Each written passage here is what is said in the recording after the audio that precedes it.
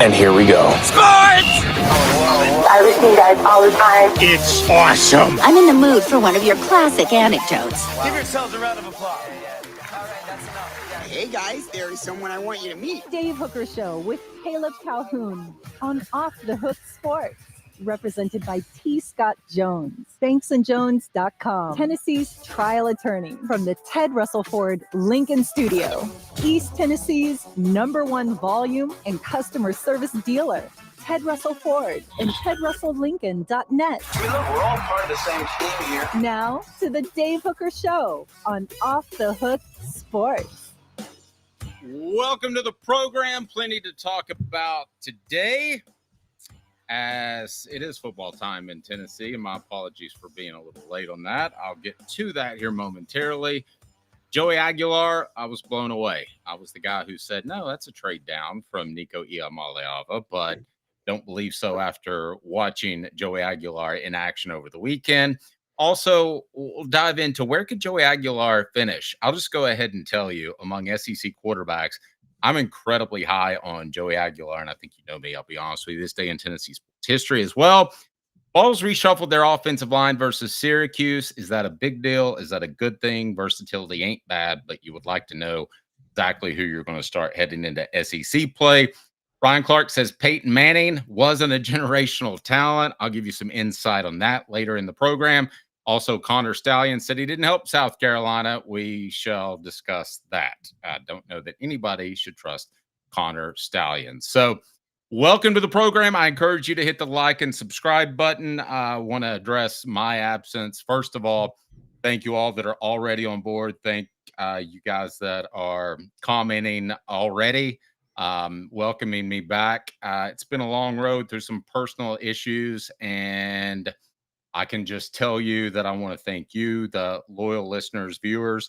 I want to thank all of my advertisers for standing with me. I've been overwhelmed and blessed by support, and I can't say thank you enough. Along those lines, if you could type in my email, Caleb, how are you, sir?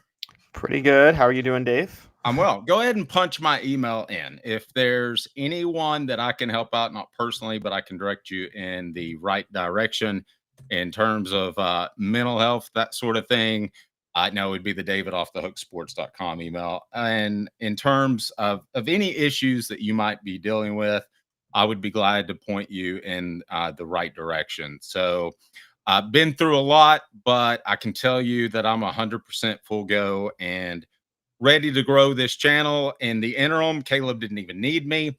He did a fantastic job. I want to say kudos to you. I went and signed Jimmy Himes and Heath Schuler. So who needs me? I might just take another couple weeks off. Joking. I'm beyond excited to be a part of this channel. I'm beyond excited to continue at offthehooksports.com. And again, I apologize personally for my absence. And we all go through hard times. Past year has been the hardest of my life. And I can just tell you that thanks to some seasoned professionals, I'm good to go. And I hope you can trust that going forward. Ultimately, time will be the best test of that. And I can assure you that I will live up to your expectations. Daily show at 10 a.m. Now, Heath Schuler and Jimmy Himes part of the show. We'll have a full lineup, which will include Jimmy Himes on Wednesdays. A special Vol to be named later as well. We will be joined by Will West on a weekly basis. Look forward to that. And some other special guests as well as shuffle things all together. Steve, I could not agree with you more. Steve says what doesn't kill you makes you stronger. And I completely agree with that. Again, thank you. Thank you for those that are still here. Bobby, thank you for welcoming me back. And all those that have posted. David's back, still praying for you, my friend. And I appreciate that. In a much better place now and looking forward to moving forward. So God bless you all. Greatly appreciate it again. If I can help anybody out, I know more about the mental health community than I ever thought I would. And you can just email me at dave@offthehooksports.com. And I will absolutely be glad to help out. But I am completely secondary, third dairy, fourth dairy, whatever you want to call it. Let's go ahead and get rolling with today's tough question. and I'm going to share my opinions on Joey Aguilar. I was the guy, if you remember, who said, not buying it. It's an all Sun Belt player. It's a guy who had a transfer because Nico bumped him out of the way. Well, I'm backtracking as I'm apt to do. I don't care to give you my opinions. I don't care to tell you when I'm wrong. So let's get to today's tough question, brought to you by Banks & Jones, Tennessee's trial attorney, banksandjones.com. Today's tough question. Boom. You heard that. Now take it. The Dave Hooker Show with Caleb Calhoun. Represented by T. Scott Jones, banksandjones.com, Tennessee's trial attorney. From the Ted Russell Ford Lincoln Studio, East Tennessee's #1 volume and customer service dealer, Ted Russell Ford and TedRussellLincoln.net. Now to the Dave Hooker Show on Off the Hook Sports. Man, I miss this. Humbled and blessed for all the messages. Thank you so much. All right, let's get into it. Today's tough question, and that is Joey Aguilar better than Nico Iamaleava? Now, I realize we're basing this off of 1 week. I watched every snap. Nico, watched every snap of Joey Aguilar. Here's what I'm going to tell you. I've covered recruiting, many of you know, for longer than I can remember or care to remember. And I can tell you that it's easy to get wowed with the 6'5" guy who supposedly has wheels, especially at quarterback, and has a fantastic arm, accurate as well. That was Nico. Here's why Joey Aguilar is better. And we'll talk about the off-field stuff, but that's easy. I think that Nico clearly had too much pressure on him by those surrounding him. He had some that were supposed to look out for his best interest, and I don't believe that happened. But I'm going to give you a couple of reasons why, just on the field, if I'm looking at these two quarterbacks, why Joey Aguilar is better. Number one, better deep ball. The deep ball that he threw on Saturday, Caleb, help me with who that was to? Braylon Staley. Yeah, Braylon beautiful deep ball. That was the best deep ball thrown by a Tennessee quarterback since 2022 by Hendon Hooker, who I would argue is the best deep ball thrower that I've ever covered. That includes Peyton Manning. So I believe that Joey Aguilar will be able to take the top off of defenses. You're going to see defenses roll back a little bit. You didn't need that against Syracuse. You didn't need that. You won't need that against ETSU, but you will need that against Georgia. So you're going to see those defenses start to drop back. Things are going to get open underneath. The other thing that I would add is Joey Aguilar is a mental Hercules compared to Nico Iamaleava. On the field, I'm not talking about off the field where there were issues. Clearly on the field, Joey Aguilar is not afraid to throw with trash at his feet. He's comfortable in checking down, and that was something that Nico Iamaleava either did too often, the check down, or he didn't do at all. So I'm completely blown away by Joey Aguilar. And I'm not just saying this to endear myself to those out there that are Tennessee fans. I'm telling you this from my heart. Watching his clips, and I've watched them a couple of times, the individual clips, I was able to get clips of just his throws, and I'm pretty blown away. So aside from the off-field stuff, which we can talk about, Caleb, today's tough question, let's make it a poll question, is this. And that is Joey Aguilar just a better quarterback than Nico Iamaleava? I say heck yes for the two reasons I gave you. When you line them up at a pro day one day, Nico's probably going to look better. He's probably going to throw the ball a little further. He's probably going to be more accurate at times. But the mental processing is something that doesn't get judged by college recruiting analysts enough. Joey Aguilar is a much better quarterback. I feel better about Tennessee's chances to be a college football playoff team this year with Joey Aguilar than I would have with Nico Iamaleava. Caleb, it's a poll question. Let's get it up there. What do you say? Do you agree with me or not? I agree with you that Joey Aguilar is a better quarterback than Nico Iamaleava was last year, and that he's a better quarterback than Nico Iamaleava is going to be at UCLA, where he's going to be poorly developed by the son of Sal Sinceri. And so with that in mind, I'm totally on your side. I can't say if I'm drafting or if I'm running an offense or anything, or if I'm lining them up, or even if Nico Iamaleava had stayed at Tennessee, that he wouldn't have ended up better than Joey Aguilar. Look, we talk about the processing thing. Well, Joey Aguilar is also a sixth-year senior. Nico Iamaleava was a redshirt freshman last year. That probably has something to do with who's processing better, doesn't it, at that point? That's very, very fair. Yes. The other point I wanted to say is that Joey Aguilar, I think one of the things that helped him is what makes him better for this offense. And you talk about the deep ball being hit. Part of that is the wrinkles that I think bringing in Seth Littrell as an offensive analyst, they threw in that offense last week. And Dave, I'll defer to you on this.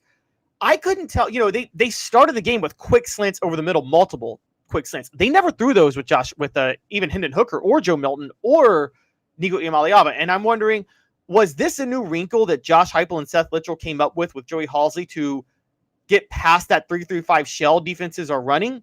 Or are they doing it because Joey Aguilar is just the first quarterback they've had that's actually comfortable throwing those passes?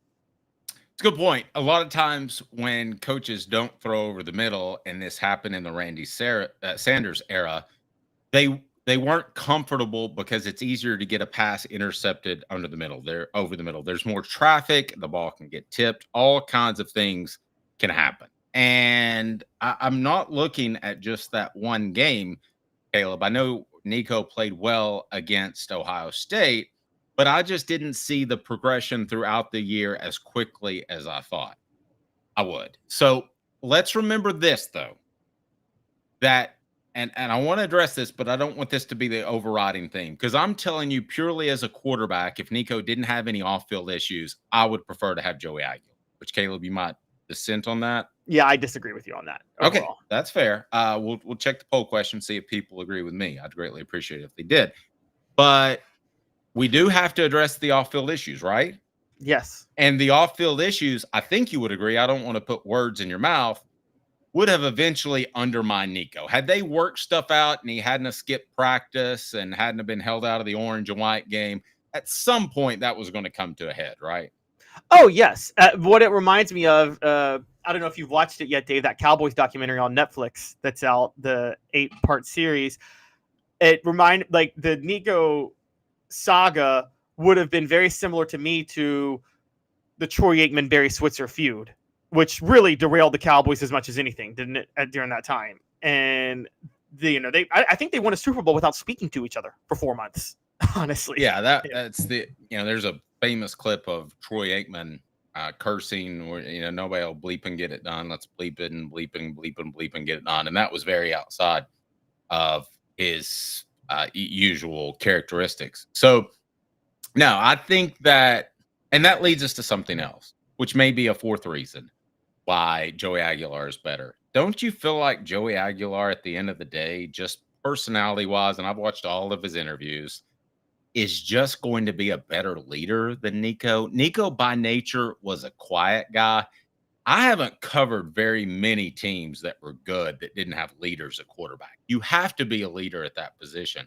And I don't believe that Nico was ever going to be that. Today's tough question. I'll get your thoughts on that. Caleb, brought to you by Banks & Jones, Tennessee's trial attorney, banksandjones.com. Also, an update on our poll question.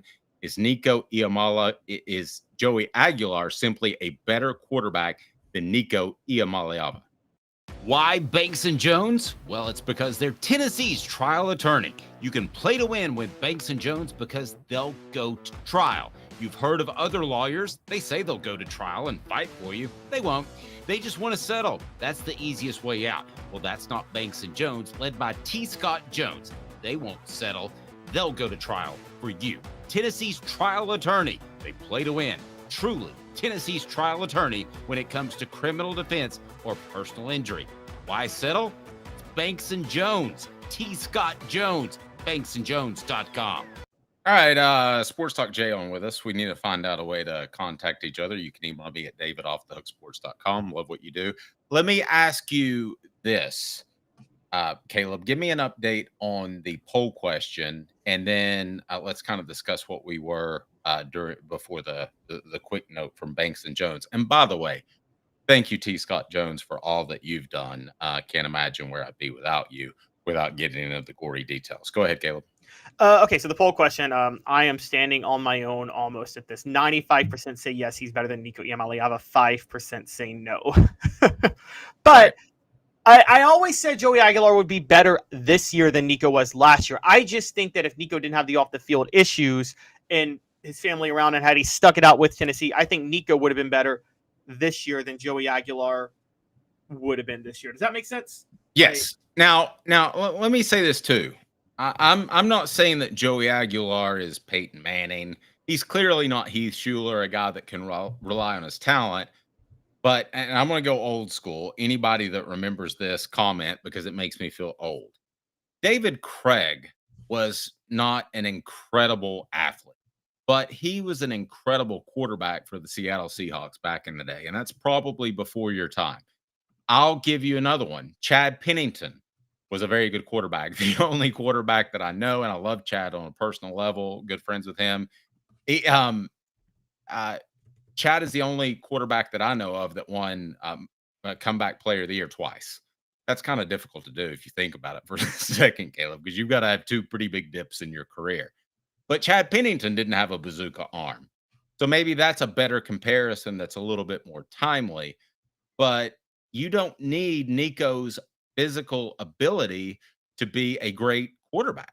You don't. Now you have to have a modicum of physical ability. You have to have a certain level of physical ability. I couldn't run out there and do that. Probably do better than you think. But you have to have a base level of ability, and I think you would agree that Joey Aguilar has that. Yes, he does. He does. And I'm actually totally on your side on this. And I've been screaming about this about Josh Heupel for a long time. You know, you have a limited NIL budget. I don't know why he's spending so much money to get the all-world quarterback. I think Josh Heupel should be spending more money NIL-wise elsewhere, and because he can get a quarterback that meets a baseline level that'll still be elite in his system. And I just don't. I mean, last year one of the problems was, I mean, we could talk about Nico, and yes, he processed slowly. He also had a receiving core that just wasn't good. Brew McCoy wasn't fully healthy. Dante Thornton wasn't fully healthy, and Squirrel White played with a separated shoulder. So he didn't really have anybody that could really get separation last year. And if Josh Heupel had spent money on the transfer portal with receiver rather than the quarterback, that would be a different story, honestly. David says Nico misses wide open guys against Utah. Utah is good, but no Ohio State defense good. Totally agree. And I'm not just trying to rip on Nico. I believe that a quarterback's talent is 50% from the neck up. I'd rather have a fast processor. I'd rather have a guy who's comfortable. Again, guys, go back and look. When Nico against Utah was pressured, he ran or he threw too quickly.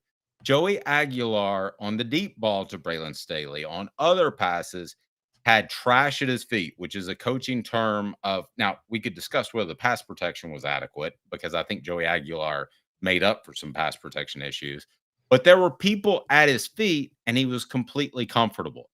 I don't believe, and he may prove me wrong in the NFL or at UCLA, I don't believe Nico will ever be that. I don't believe he'll ever be as comfortable in the pocket. I don't care if he's a fifth-year senior, which he's probably going to be one day. I don't care what he is. I just, and you have to remind people, Caleb, please do, that I was not on board with the Joey Aguilar thing. I thought that Tennessee traded down, and I'm wrong. I would have known that beforehand had I been more present and practice had been open. But practices aren't open. So everybody telling you that Joey Aguilar was going to be great before the season began was probably just hoping, right? I mean, those that cover Tennessee football more oftentimes than not can lean towards the homerish side. And I think there was a lot of hope involved. Well, we don't have hope now. We have a, albeit small, sample size to truly judge them both. And I would take Joey Aguilar from the neck up over Nico Iamaleava and all he adds. Now, David said Joey reminds me of Casey Clausen. I don't think he has the arm strength of Casey, but I think he has the moxie and he'll play well on the road. I want to add one other comparison that is a bit of a reach. And this goes back to a conversation I had with David Cutcliffe about BJ Coleman. He loved BJ Coleman. BJ Coleman was going to supplant Jonathan Crompton at one point because they loved his processing and what he did. That's Joey Aguilar. Now, I know you didn't see BJ Coleman as much, but I was at practice. I can tell you he would have been very similar to Joey Aguilar. So, again, I'm not trying to rip on Nico. I'm also not trying to say that Joey Aguilar has no talent, but I'll take the quarterback with the talent from the neck up. I'd rather have an A-plus guy there and the rest of his talents a C as opposed to vice versa. It's funny you bring up BJ Coleman because I was covering recruiting during that time too, and I actually made the case that he was going to be a better quarterback than Eric Ainge had David Cutcliffe stayed at Tennessee and he had played under David Cutcliffe. I just had a ton of faith in him. He ended up getting drafted by the Packers, I think, for a minute. Funny enough. I have a better comparison, actually. How about this? Andy Kelly. Now, that's a little bit before your time, too. I'm aging myself. No, that's a good one. But Andy Kelly didn't have a bazooka, but he had all the ability you needed to play the position, and he's the all-time passing leader in Arena Football League, which is like being the home run leader in AAA baseball. But anyway, I think that's a pretty apt comparison as well. I don't think also that Joey Aguilar is going to lose games. Now, most oftentimes with the quarterback, we talk about bad interceptions. I don't think Nico was going to throw bad interceptions. I think he was going to take bad sacks, which could lead to fumbles. I think he was going to run too quick. That's my stance. I don't think it's close. The poll question is? Yeah, is Joey Aguilar better than Nico Iamaleava? 93% say yes, 7% say no. I like the Andy Kelly one.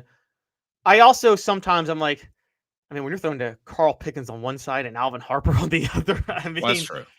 It's kind of like, but like that, I always said, the Vol, I feel like Tennessee kind of laid the foundation for the offense that the Cowboys ended up running. Well, Tennessee and Miami in the 80s were laying the foundation for the exact offense that North Turner ran with the Cowboys in the early 90s. One of the things you mentioned as well that I do want to touch base on, there is going to be a salary cap in college football, probably by next year. I've been told it's going to be around $50 or so million. So you are going to have to divvy up the dollars. And we saw the Dallas Cowboys last night. They didn't have Micah Parsons because they didn't believe they should spend that much money on three players with CeeDee Lamb and Dak Prescott. So you bring up a great point. At some point, Josh Heupel maybe learns from this situation. Is going to have to say, do I want to spend X or 2 times X on a quarterback, whereas I could have other players around him? Great point.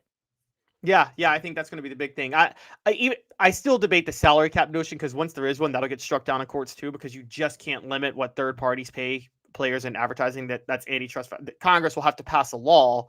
They'd have to overturn the antitrust law, which no one would ever want to do that. So I don't. But either way, even if you don't, you still have a finite amount of money you can spend that boosters are willing to spend a certain amount of NIL. Then there's obviously the House settlement where every school now has $22 million they can divvy up to players. You are going to have to figure out how you spend that money. And I just don't think it's worth it for Josh Heupel to ever spend that much money on a quarterback. He made Drew Lock look like the best quarterback in the SEC for a year. You're still, though, I agree with you. You're going to have third-party advertising revenue is what you're talking about. But you are dealing with a finite amount of money. You can go to Ted Russell Ford Lincoln and say, we need X amount for this football team. I don't know that they're NIL contributors. I don't think so. But you could go to individual advertisers, and it's still about how much you ask. So, right. You're going to have a finite amount of dollars. So I see what you're saying. Salary cap is probably not a good way of describing what's going to be in place, but maybe finite amount of dollars is better. Yeah, there's only so much money you're going to be able to spend. Right. Because there's only so much money boosters are willing to pony up. And I think we've learned, haven't we, that just because Tennessee was hot in NIL and they paid for Nico and all that stuff's going to level out among the top 25 programs, right? Alabama's having trouble getting enough money, but eventually they're going to spend about the same as Tennessee. They're going to spend about the same as Georgia. All these programs that are in the top 25 are going to spend about the same amount of dollars. Now, there might be a sense of excitement with a new coach or a new player. I can't imagine Peyton Manning heading into his senior year, how much people would shell out in NIL revenue to him and his teammates. But for the most part, it's going to be pretty even. Would you agree with that? Yes, I agree. But I do think it will depend on the schools will have to find new creative ways to make money and to put less pressure on the boosters. In Tennessee's, it's constantly raising ticket prices, and people can complain about that. But I mean, this is supply and demand, right? Tennessee raised ticket prices 14.5% over 2 years. They still sell out all their season tickets and have a 23,000 seat backlog. Wouldn't you raise your prices if that's the case? I mean, that's going to happen. I was watching the fantastic Rick Russo on the news last night, and UT was promoting the fact that they spent $100 million in stadium renovations and no ticket increase. Well, that's because it's going to happen in 2026. Yeah, they're not going to spend all that money and not expect to raise prices. Let's change gears, but continue with Joey Aguilar. A column you can read online if you don't care to drop that in the chat. I firmly believe that at the end of the season, Joey Aguilar will be a top 5 quarterback in the SEC and quite potentially a top 3 quarterback in the SEC. That's how high I am on Joey Aguilar. So let's compare him. Again, small sample size. We realize we're putting our necks out there, but I'm not afraid to do that. Let's compare him to some of the other quarterbacks that are out there and just face value before we dive into that. Hot or cold, brought to you by City Heating and Air Conditioning, cityheatandair.com. Caleb, do you believe that Joey Aguilar can end the season as a top 3 quarterback? I'm going to go by passer rating, or a top 5 quarterback. What's your sense on that? I think he certainly could be. And I think there's a few reasons for this. I think that I talked about this. Tennessee's receivers are significantly better than they were last year. I mean, they are just, you watch, even Mike Matthews, he only had like 4 catches and like 30 yards last week. You watch him, he's just quicker than Brew McCoy was as the wideout last year. Braylon Staley's just better than Squirrel White. And Joey Aguilar's not afraid to get it to Chris Brazzell. And with Seth Litt, I'll just tell you guys this up front, by the way, because we talk about Joey Halsey's the offensive coordinator. It's Josh Heupel's offense, and Seth Littrell's having more as an analyst to do with the new wrinkles they're throwing in than Joey Halsey is. Right. So I think because of that, I think he could easily be top 5 in the SEC. Hot or cold, brought to you by City Heating and Air Conditioning, cityheatandair.com. Hot means Joey Aguilar at the end of the season will be considered a better quarterback than the other SEC quarterbacks we're going to mention. And cold means he won't be. Now, I do want to throw this out there. I was the one who said that Nico Iamaleava would be as good as Carson Beck by the time they met. And I think I was pretty spot on that. Hot or cold, brought to you by City Heating and Air Conditioning, cityheatandair.com. Where do you stand? Hot or cold? Brought to you by City Heating and Air Conditioning. Integrity matters. 50 years in East Tennessee. Cityheatandair.com. On Off the Hook Sports. Okay, the 2 quarterbacks that everybody thought would be better than Joey Aguilar and every other quarterback in the SEC would be Garrett Nussmeier of LSU and Lenoris Sellers of South Carolina. I still think those guys are better. I don't think it's night and day with Sellers, but I think he has physical ability that, I know we just talked about physical ability, but I think he has it to the level of no matter how quickly Joey Aguilar processes or manages a game, it's not going to be to that level. And Sellers is good at that. Garrett Nussmeier, I think, is clearly the best quarterback in the SEC. So do you want to go ahead and jump past those, Caleb? I think you would agree that both of those are going to be considered better quarterbacks at the end of the season, right? Yeah, I think so. If Lenoris Sellers is not, it's because things went south for South Carolina, which could happen under Shane Beamer, and Lenoris Sellers shuts down the season and decides not to give a lot of effort because he's focused on the NFL. Yep. So that could happen. That could happen. That happens with borderline championship contending teams all the time. Does he decide to mail it in? It wouldn't surprise me. Maybe NIL keeps him from doing that. Maybe he's got some sort of responsibilities to his advertisers. I don't know. We're in a different world of college football. Now, let's turn to DJ Lagway at Florida. I'm just going to tell you, at the end of the season, Joey Aguilar is going to be considered a better quarterback than DJ Lagway. That's hot. So Hot or Cold, brought to you by City Heating and Air Conditioning, cityheatandair.com. Please support our sponsors. That's why we're here. Hit the like and subscribe button now, please. Is Joey Aguilar going to be a better quarterback at the end of the season than DJ Lagway? Yeah or nay? Yes. Now, I did I wasn't expecting you to go there, to be quite honest. I did some research on Florida to close out the season last year. And while I still think it's impressive, I think DJ Lagway is getting way too much credit for how they closed out the season. And I think what happened is they closed out the season strong because of their defense. And then in their bowl game, which, teams take half their players opt out anyway now, DJ Lagway threw for 300 yards. I think the combination of the two, DJ Lagway's final impression and how Florida finished the regular season, has everybody in their minds thinking DJ Lagway is an elite quarterback. He's not. He's not that good of a quarterback. Yeah, and he's the exact opposite of Aguilar. Aguilar is going to rely on his head and processing and game management. DJ Lagway is going to rely not as much as perhaps Nico is prone to do, but he is going to rely on his athletic ability and be able to run around, make things happen with his strong arm. So, but I will tell you right now, I think Joey Aguilar at the end of the season will be considered a better quarterback than DJ Lagway. And I'm not talking about NFL potential, okay? Let's get that out of the way. I'm just talking about a guy that you would have roll out there in 2026 as your starting quarterback. And I know that neither one are going to do that, but where they are at the end of the season. Now it gets a little bit interesting. Taylon Green at Arkansas. I don't think this one's close. That's hot. I think that Joey Aguilar will be considered a better quarterback than Taylor. It all comes down to how much you believe in the Bobby Petrino offense and him throwing the wrinkles. But I just feel like, and Dave, you could tell me if I'm wrong on this, I just feel like the game has passed Bobby Petrino by, and he hasn't changed with the times offensively too much. You know what? I will lead you to that a little bit. It used to be if a quarterback said that, or I'm sorry, you described a coach as a pro-style quarterback, you used to mean that as a compliment. Now, what is a pro-style quarterback? You saw Jalen Hurts running around in Thursday Night Football against the Cowboys, and that works out. You've seen what other quarterbacks have done. Guy for the Ravens, his name's Lamar Jackson. Yeah, I mean, you've seen him. So it's not a compliment anymore. So Bobby Petrino is a pro-style quarterback, and it's not a compliment. It's in a way that's almost an insult. It's kind of funny you say that, because when Lamar Jackson played for Bobby Petrino, I'm looking back, I'm like, yes, Lamar Jackson won the Heisman, but I feel like Bobby Petrino misused him, honestly. I mean, it's kind of looking like that now to a certain degree, isn't it? No, I agree. Now, one of the things that we want to bring up in this hot or cold segment is part of the reason that I believe that Joey Aguilar is going to be considered a better quarterback than the guys we're throwing out there is that he has Josh Heupel. He has a guy that's going to put him in position. To succeed.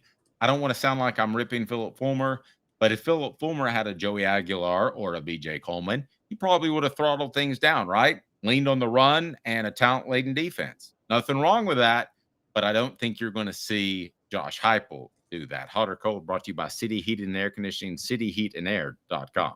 Hi, Mike Davis here with City Heating and Air, reminding you to always dare to compare. Our team provides quality local heating and air service, installation, and maintenance across East Tennessee. We use only the best equipment like American Standard Heating and Air Conditioning for your residential, new construction, or commercial needs.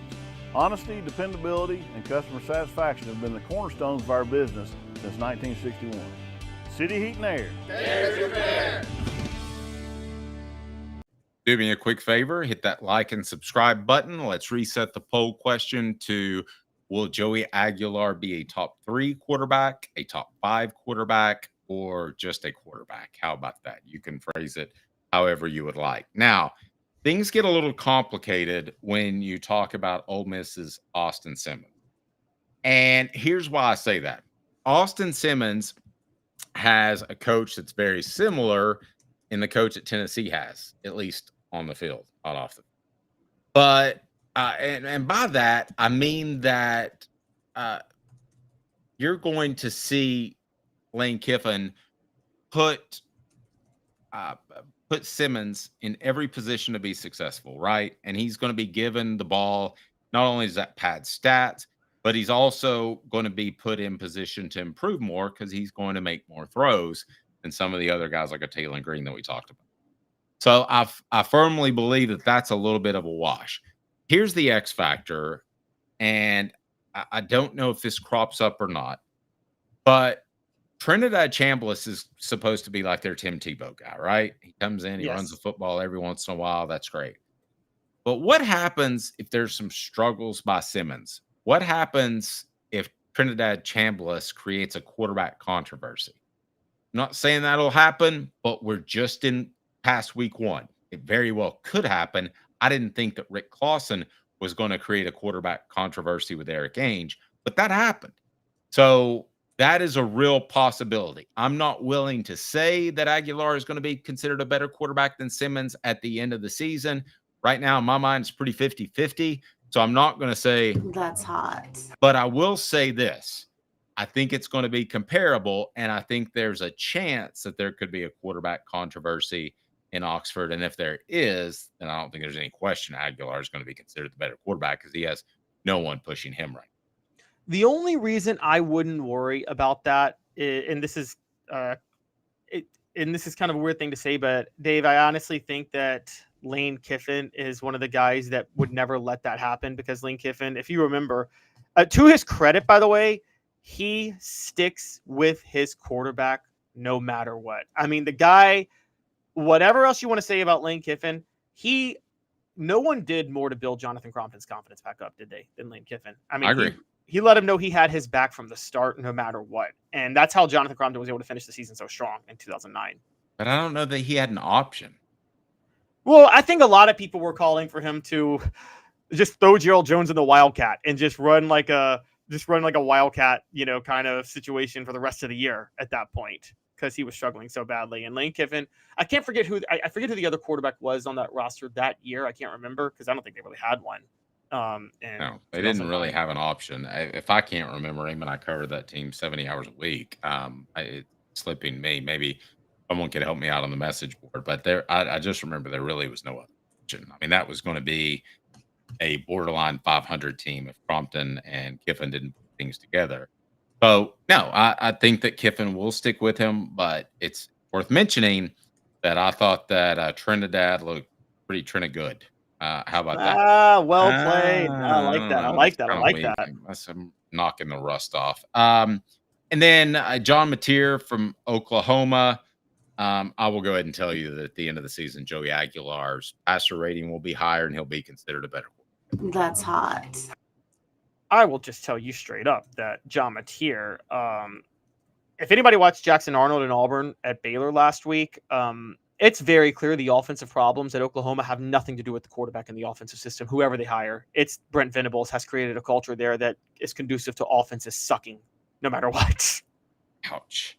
Okay, so do you have him above Mateer? And then we'll get to Jackson Arnold. He'll be better than Jackson Arnold. That's hot. Yes, he will be better than Jackson Arnold. I totally agree. Okay. So, sorry, go ahead. Yeah, I think he'll be better than Mateer and Jackson Arnold. I'm with you on Nussmeier. I think the wild cards right now are Sellers and Simmons are the two wild cards right now. So, aside from wild cards, David has Nussmeier, Sellers, Mateer, Aguilar, Pavia. I'm going to say that I have just, we didn't mention Pavia as well. Do you think he'll be better than Pavia? That's hot. I do. Yeah, I think he'll be better than Pavia. I think Pavia talks a lot for a guy who wasn't that good in November of last year. If you go back and look at his numbers, he's coasting a lot off that September win over Alabama. Okay. Would you like me to offer a little bit of insight into the Crompton? Do we have time? Yeah, we got time for that. Yeah, because it's non-linear. We got all the time we want. We might be here till Saturday. Daniel says Pat Summitt told Kiffin and OC how to use Crompton. Here's what happened with Crompton, and I don't mind sharing that because it's been a long time. Do you remember David Reeves? Yep.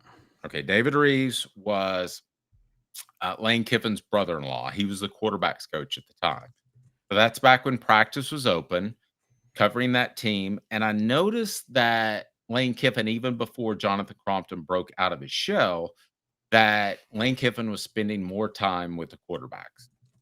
And that almost half the practice with just Jonathan Crompton. And that's a lot because you've got 10 other players, obviously. So in individual drills, I don't know that Lane Kiffin ever looked at the offensive line He had a good offensive line coach at the time. I don't know. He looked at the receivers. So for half the practice, he was just quarterbacks. And after Crompton excelled, I asked Lane Kiffin about that. And I don't think Lane would mind me saying it now, but I said, I noticed you've been spending a lot of time with more time with quarterbacks than you did before. And he said, I don't want that out there. And I said, why? I said, it's a credit to you. And he goes, oh, that makes David look.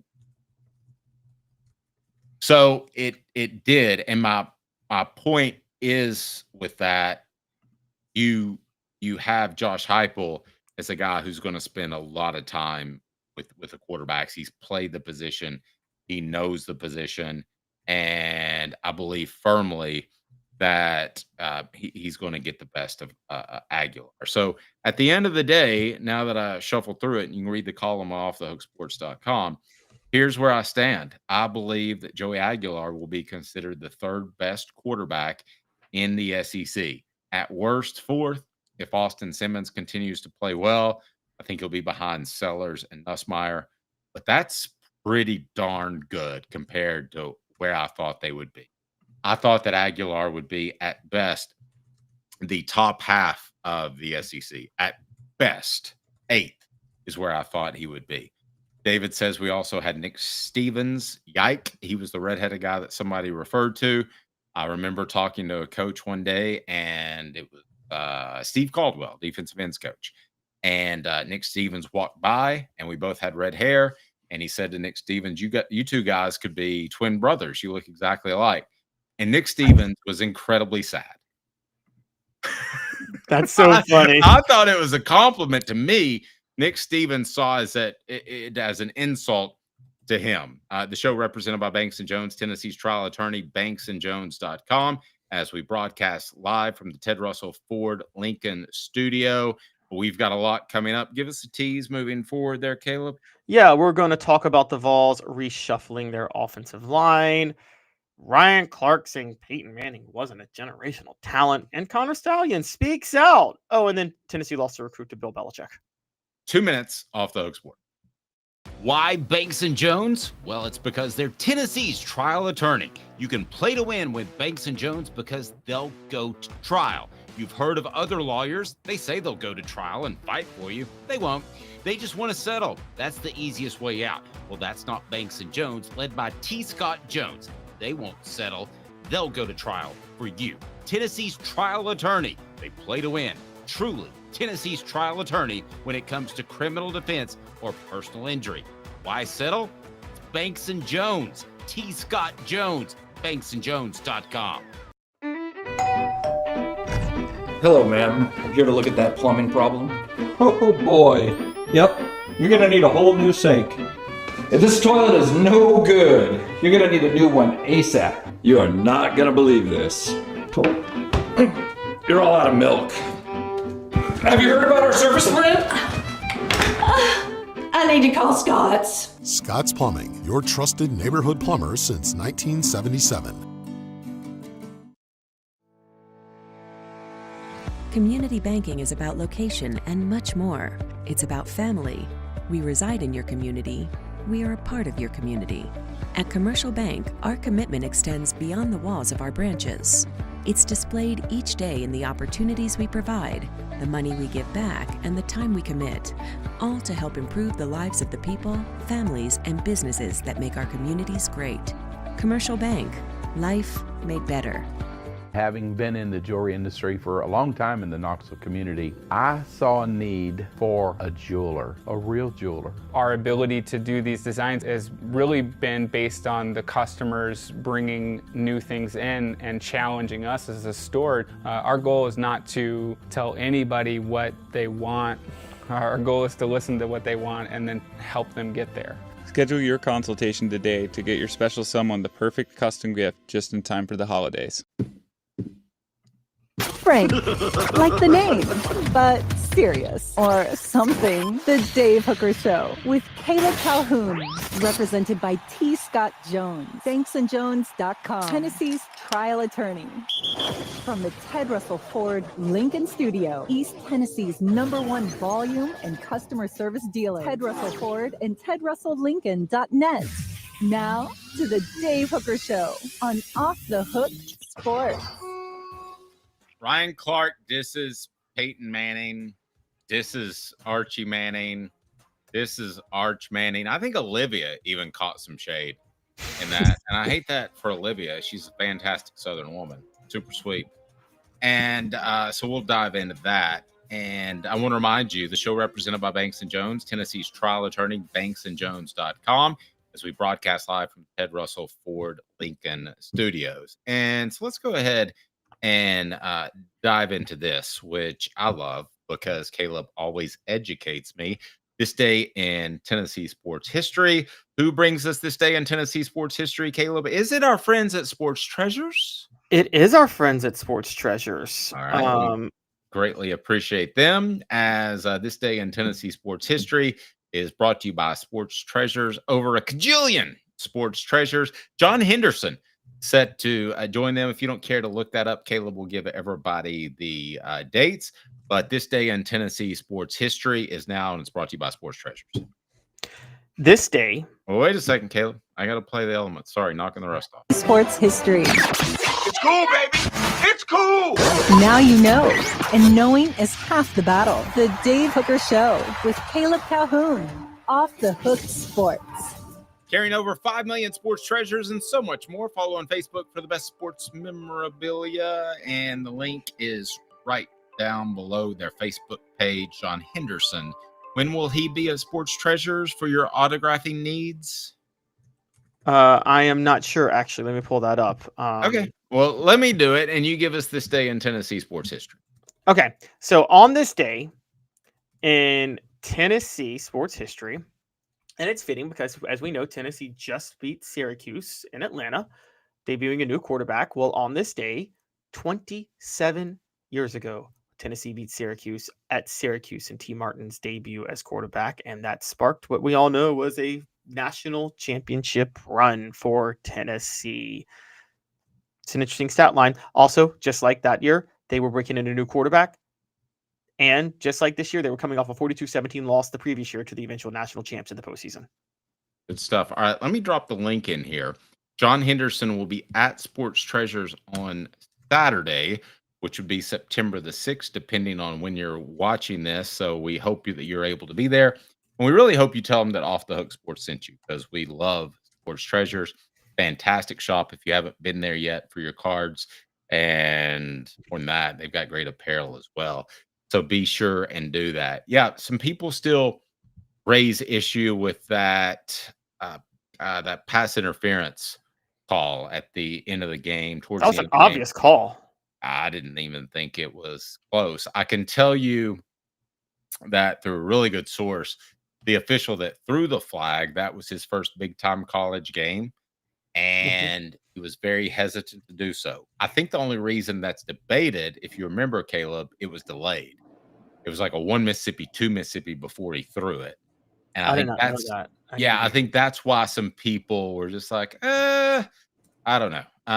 Derek says he's under the house doing some plumbing. So I tell you what, you need to check out Scott's Plumbing. Derek, why are you doing that yourself? You're a trained professional there. All right, so let's go ahead and move forward, just like Tennessee did back in 1998 after that Syracuse win. What do they do? 13-0 national championship. That worked out pretty well. Bank on it, brought to you by Commercial Bank. Now, this is Caleb's contention. I told you how high I am on Joey Aguilar earlier. However, I have concern about what we're about to discuss. The Vols reshuffled their offensive line versus Syracuse. So bank on it. That's a good thing for Tennessee. Caleb, what say you, sir? Yes, this is a good thing for Tennessee long term. Now, let me say this up front. You have to take it with a grain of salt. For those who covered Syracuse, and I did a lot of research on them going into last week, I think Fran Brown's a terrific coach there. But Dave, the one thing they sacrifice is the trenches. They might as well be ETSU in the trenches, honestly. They're talented skill positions, but they are terrible up front.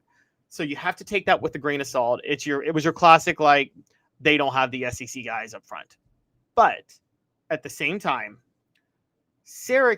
Tennessee was going into last week with 4 new starters on the offensive line no matter what. Then their planned starting right tackle, David Sanders Jr., got hurt in a Wednesday practice, so he couldn't go on Saturday. So with 4 new starters already on the offensive line, they had to reshuffle everything. They moved Jesse Perry from right guard to right tackle. They moved Wendell Moe Jr. from left guard to right guard, and then they started Shamrod Umarov at left guard. So the only 2 players that were at the planned positions before Wednesday were Sam Pendleton at center and Lance Hurd at left tackle.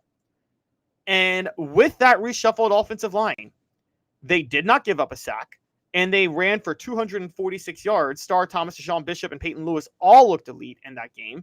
And I got to say, that's a really good sign, because we have questioned whether or not Josh Heupel and Glenn Ellery in the system can develop offensive linemen. That was the first game. Guys, that was the first game that Tennessee started an offensive lineman that Josh Heupel signed out of high school in 5 years. They started 3 of them, and it turned out to be very successful. I'm going to say bank on it, and that's this. You kind of changed my tune just a little bit, and here's how I'm going to change it up a little. 10 years ago, if you saw that shuffling on the offensive line in game 1, that would have been a massive concern. Okay? Because why? Especially when you move from guard to tackle or tackle to guard. Tackles are typically 6'5", 6'6". They're 305, 10 pounds and athletic. Guards can be bigger, not generally as tall, because you're fine with them having leverage over taller players. So that would be a real concern. Cozy Coleman, could he play tackle? Yeah. But is he a natural guard? Absolutely. So I think 10 years ago, that would have been a big concern. I don't think it's a concern now. And honestly, I'm kind of backtracking off our pre-show conversation, Caleb. So I'll go ahead and say bank on it, brought to you by Commercial Bank, that Tennessee's shuffling of its offensive line is a good sign moving forward. Because nowadays, and if you want to pull up the listings of weights, they're all about the same size, quite frankly. I mean, there's not a huge difference between a tackle body and a guard body. Bank on it, brought to you by Commercial Bank. No. Commercial Bank is your neighborhood bank. What makes us different from other banks? We understand that every customer has unique opportunities, challenges, and financial concerns. We don't expect you to fit into the same box as the next person or business. Whether it's purchasing a home, saving for your child's future, or planning for your next vacation, we're with you every step of the way to navigate life's big decisions. Commercial Bank. Life made better. Caleb, I interrupted you. Sorry. Go ahead. It is totally okay. I'm used to that from you, Dave. No, I'm kidding. I think you're totally right. I think this, particularly this unit, they try to train people to play certain positions. Now, there are a couple of exceptions. Darnell Wright was never going to play inside. They were never, ever going to put Darnell Wright inside. They're never going to put Lance Hurd or David Sanders inside as long as they are at Tennessee. But they can move guards out to tackle. I've said this before. Learning to play guard is more complicated in this offense than learning to play tackle is by a pretty substantial margin, honestly. I think it is in every offense. Mostly at tackle, you're pretty one-on-one. It's not physically easier, but I think it's mentally less.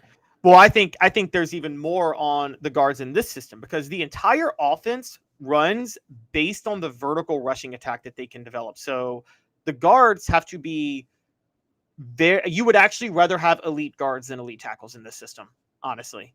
And so I think because of that, they're more willing to put elite guys at guard. Your better blockers are still at tackle overall. I mean, your physical freaks are still at tackle. Lance Hurd, Darnell Wright, those guys, David Sanders.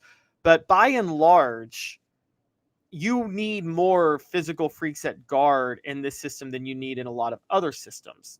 And I think that really stands out if you're Tennessee. And that to me is a big reason why you see guards being able to move over to tackle a lot more, which isn't as common in a lot of other situations. All right. One other factor that we need to discuss is, when does David Sanders make his debut?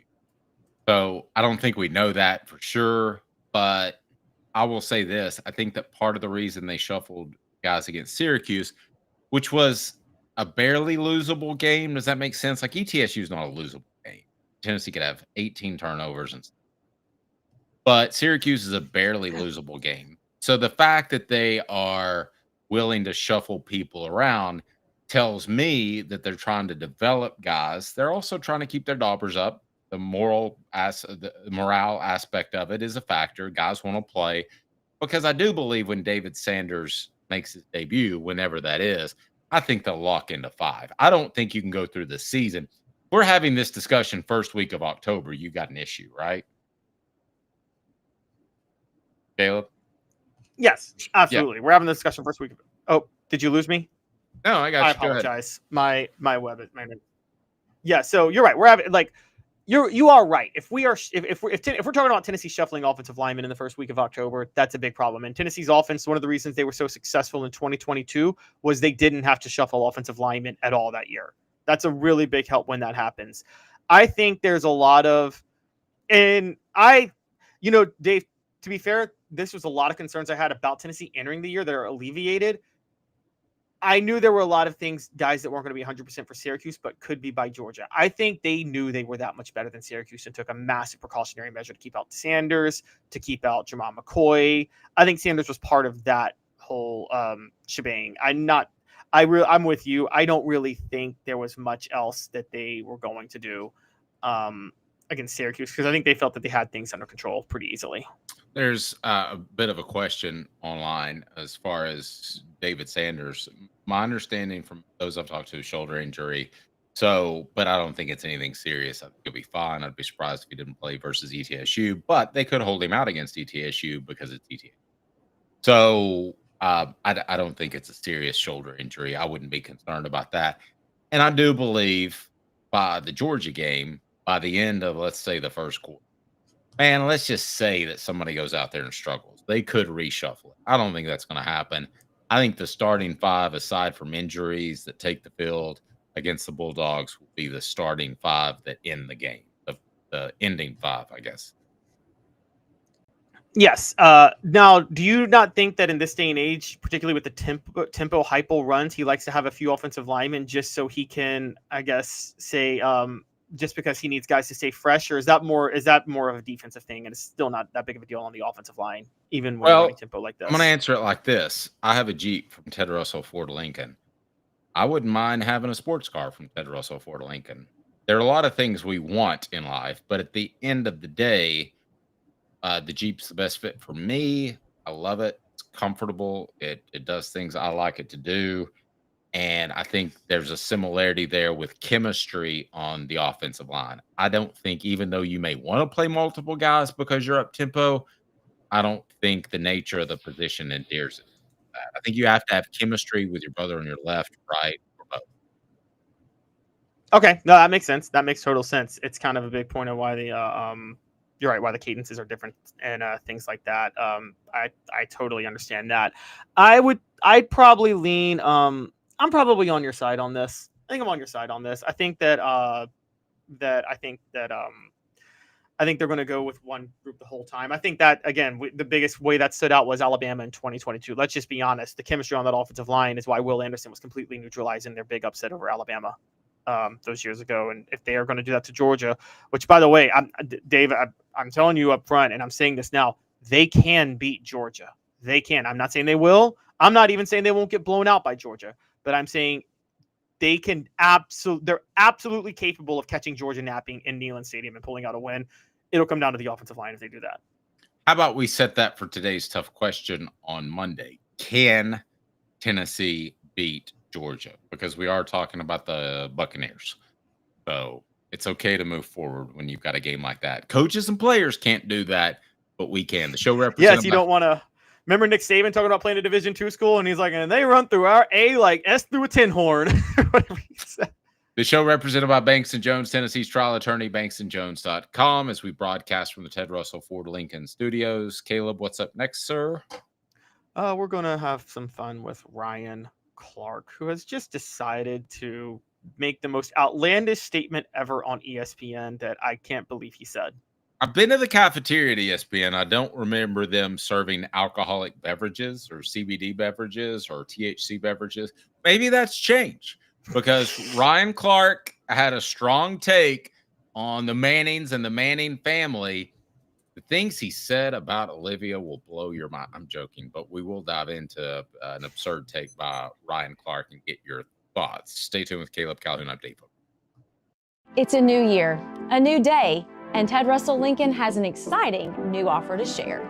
Right now, get a 2024 Lincoln Navigator with 0% APR for 72 months and up to $4,000 in bonus cash. Or drive away in a new 2024 Lincoln Corsair Grand Touring with 0% APR for 60 months and up to $4,500 in bonus cash. It's time to get excited about the ride. Come and see what a luxury car experience truly is at Ted Russell Lincoln Knoxville. Hello, ma'am. Here to look at that plumbing problem? Oh boy. Yep, you're gonna need a whole new sink. If this toilet is no good, you're gonna need a new one ASAP. You are not gonna believe this. You're all out of milk. Have you heard about our service plan? I need to call Scott's. Scott's Plumbing, your trusted neighborhood plumber since 1977. Having been in the jewelry industry for a long time in the Knoxville community, I saw a need for a jeweler, a real jeweler. Our ability to do these designs has really been based on the customers bringing new things in and challenging us as a store. Our goal is not to tell anybody what they want. Our goal is to listen to what they want and then help them get there. Schedule your consultation today to get your special someone the perfect custom gift just in time for the holidays.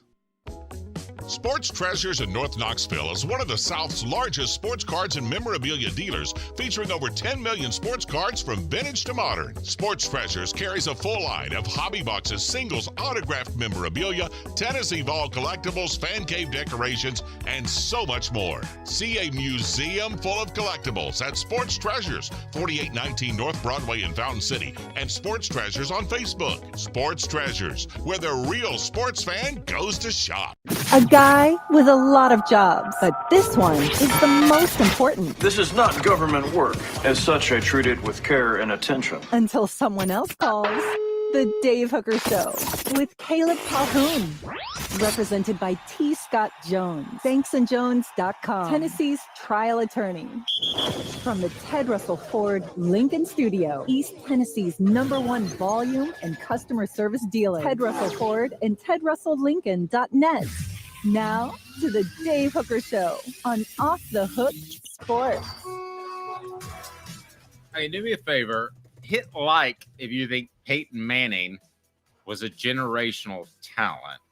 Hit subscribe if you think he was more than a generational talent. Hit them both.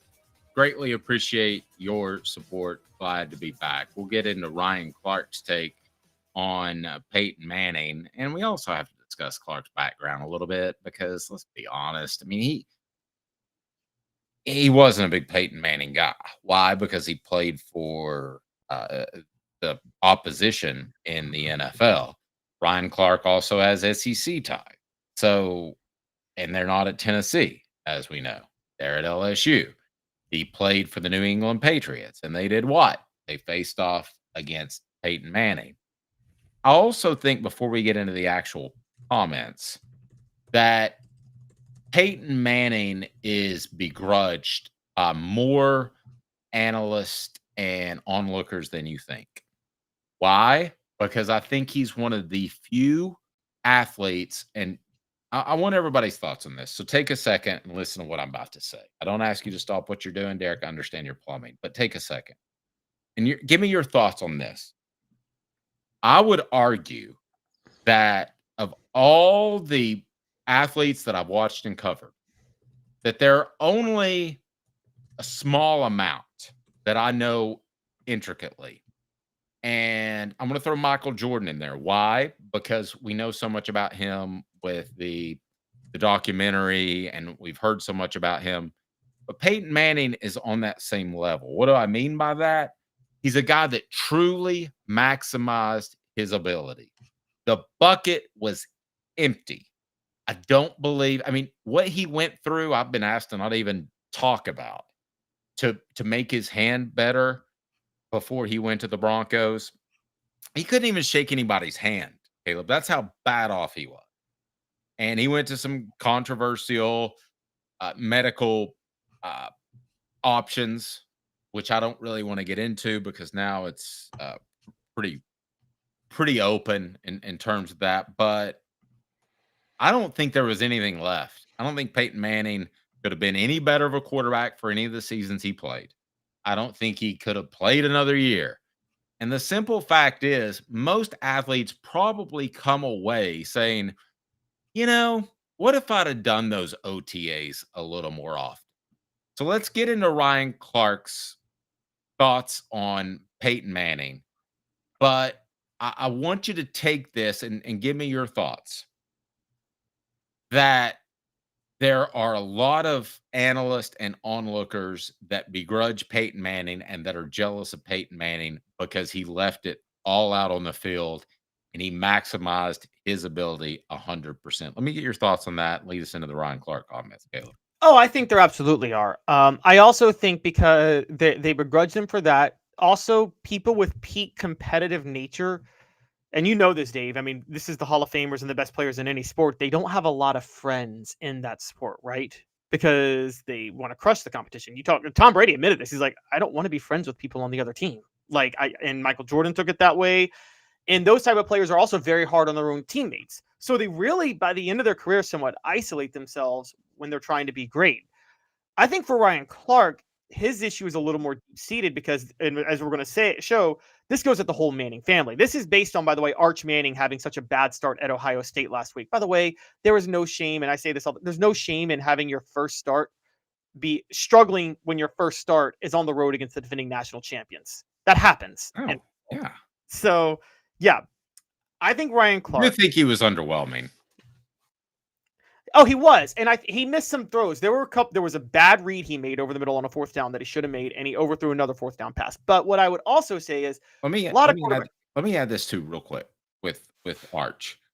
I do think that Steve Sarkisian realized the big picture. You can still make a college football playoff by losing that game, and he didn't throw the kitchen sink at him in the first half. As a matter of fact, I thought the play calling was a little. I thought so too. They tried to put the game in Arch's hands, but not have him make difficult throws.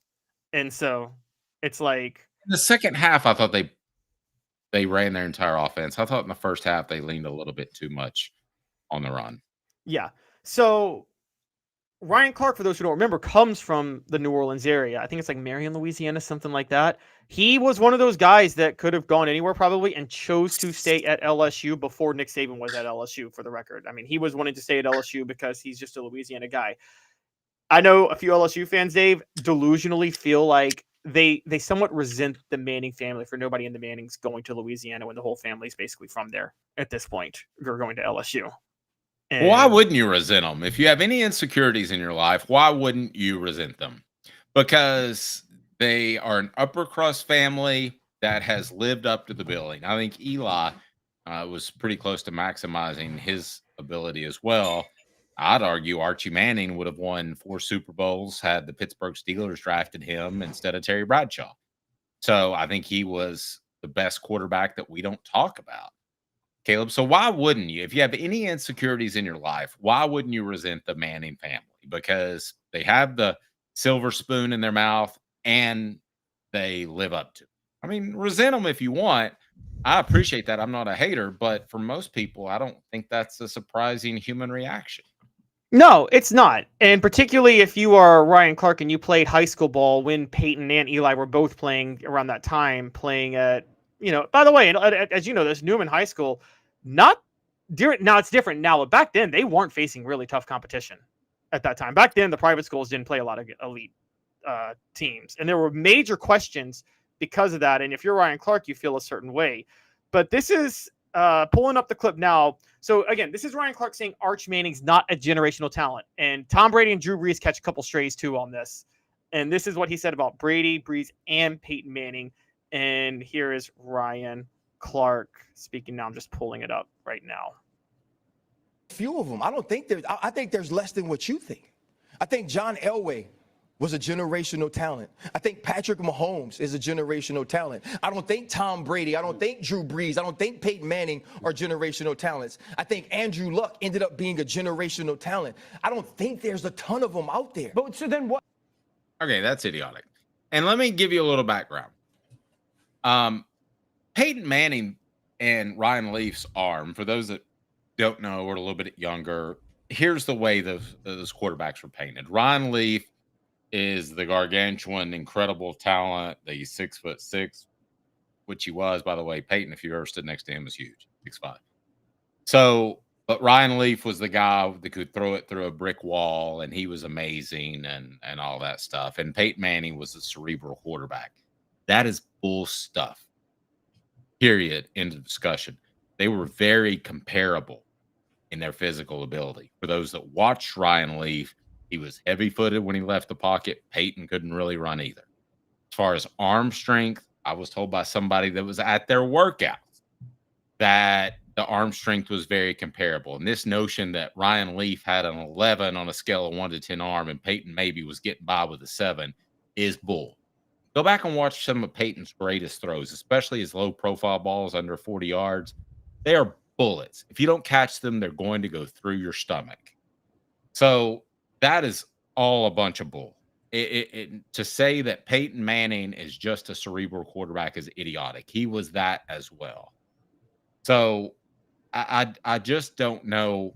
You know, those shows, Stephen A. Smith's making $7 million, so I'm not hating. Good for him. But when he bounces on those shows and I see other people, and having worked for ESPN, I do believe Ryan Clark and other guys are pushed to take controversial takes. I think this is one of those takes. Combined with his cerebral ability, that's a generational talent. And he was as physically talented as Ryan Leaf, which gets lost in all this. So, again, if you want to talk about John Elway being an overall great quarterback, if you want to talk Heath Schuler being an overall athletic quarterback, we can go down that road. Dan Marino couldn't run, but he had the quickest release and the best pure passer that I've ever seen. Is that talent, or because he can't run the 40 and 4.5, is he not talented? I just think the whole argument is idiotic, because you talk about talent, you need to include brain power, right? Yes, that's the thing, and people don't do that enough when analyzing quarterbacks. Now let's be a little fair on this front, and I'm going to be slightly fair for this. I think we can safely say, coming out of high school, Tom Brady was not a generational talent, right? Like, he barely got into Michigan, honestly. Yes, and I mean, this sounds crazy, but I think that Peyton Manning was immensely more talented. I mean, he could dunk with 2 hands. Does anybody know that? Yeah, and I was going to get to Peyton, but so the reason I'm bringing that up is because Brian Clark brought up Tom Brady, Peyton Manning, and Drew Brees. If you're talking about coming out of high school with just raw talent, fair with Tom Brady. I think Tom Brady was more physically limited than even Peyton Manning. I don't think anybody overcame physical limitations like Tom Brady did to become a elite Hall of Fame quarterback. I agree. Drew Brees, maybe not. Maybe you could say he wasn't generational coming. I mean, he played at Purdue, but like Peyton Manning, coming out of high school, was the most sought out quarterback even to this day. I don't think there's ever been a quarterback as sought out on the recruiting trail as Peyton Manning. Maybe Trevor Lawrence, right? Trevor Lawrence was the only one close to Peyton Manning. Am I missing somebody? No, I mean, I can roll with that. If you're talking about generational talent, you want to say Jalen Hurts is a generational talent. I'm just throwing that name out there. Compared to Peyton Manning, because he can run around. I mean, that's fine. I mean, that's a different skill set. But Ryan Clark is he more athletic than Peyton Manning? Certainly. Does he look at it from that perspective as, hey, I'm a skill position top player of an athlete. I am a better athlete than Peyton Manning. Yeah, if the two play basketball, I'm putting my money on Ryan Clark. But I guess what Ryan Clark is trying to say is like you would say, the total package, where they have the athletic. You know what he's looking for? He's looking for the physical athletic abilities of a Cam Newton with the accuracy with the arm strength and accuracy of a Brett Favre. And I mean, I guess that's generational because and yes, I guess, okay, Peyton Manning can't run as fast. It's not as mobile as Patrick Mahomes or even Aaron Rodgers, but you're right. I mean, that's particularly in the 90s, that was very overrated. I mean, and also, I think part of the thing I think we're missing is I think we see drop back passers and we immediately think unathletic. And you're right. No, they're athletic still. They're athletic in a different way. And I also think that Peyton's Denver time has skewed. You brought it up perfectly. Peyton I want to say post neck surgeries, people are remembering that more than they're remembering prime Peyton Manning with the Indianapolis Colts, or Peyton Manning, like you said, would throw darts. He threw bullets and he threw passes that literally he had 2 5'11" receivers and he would drop dimes that only they could catch. You know how hard it is to drop a dime to a 5'11" Marvin Harrison? I know he's in the Hall of Fame, but like Marvin Harrison couldn't win one-on-one battles with cornerbacks. Peyton Manning had to drop dimes to him for him to catch those balls. Totally agree. Totally agree. What the H, brought to you by Rick Terry Jewelry Design. What the H? Wow, I've never worked hard on anything. What a cool life. For real? The Dave Hooker Show with Caleb Calhoun. Represented by T. Scott Jones. Banksandjones.com. Tennessee's trial attorney. From the Ted Russell Ford Lincoln Studio, East Tennessee's #1 volume and customer service dealer. Ted Russell Ford and TedRussellLincoln.net. Now to the Dave Hooker Show on Off the Hook Sports. So make it a poll question, and that is, it's what the H, brought to you by Rick Terry Jewelry Design. Caleb, Ryan Clark is an idiot, jealous, or on point? Let's make that the poll question. What the H, brought to you by Rick Terry and Rick Terry Jewelry Design.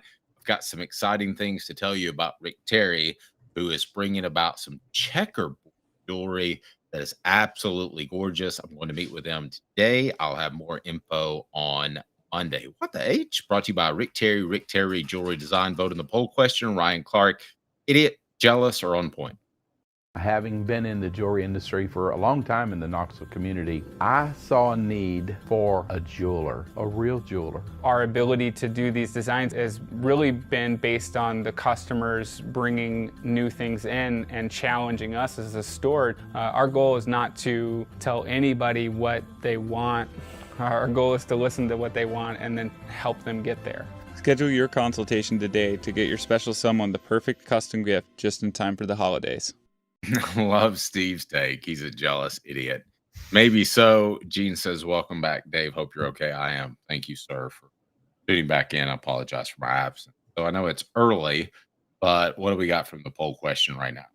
Oh, right now, the leader is an idiot, 75%. I'm going jealous, and here's why I'm going jealous. I'm actually going jealous, and it's more like resentful of the Manning family. Like I told you, it's and Dave, you talked about the culture of Louisiana kids. In Louisiana, you should stay in Louisiana to play football, right? That's the entire culture of that state.